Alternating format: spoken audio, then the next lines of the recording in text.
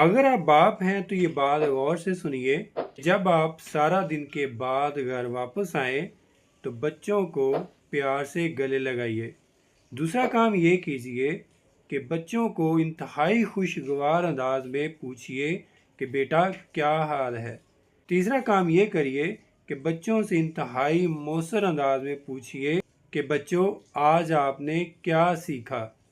یہ ضروری بات ہے کہ بچے آپ کو بتائیں گے کہ ہم نے یہ چیزیں سیکھی، تو آپ صرف اس پہ واہ کیا بات ہے کہہ کر چپ مت ہوئیے، بلکہ ان سے کہیے کہ بیٹا اس پہ کافی وقت لگا ہوگا، یہ بہت مشکل رہا ہوگا، آپ کو کافی محنت کرنی پڑی ہوگی۔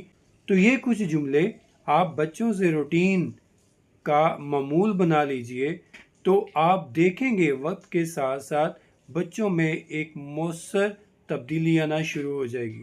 وہ آپ کی بات کو سننا شروع کر دیں گے، آپ سے بات کرنا شروع کر دیں گے، آپ کو اپنے مسائل بتانا شروع کر دیں گے۔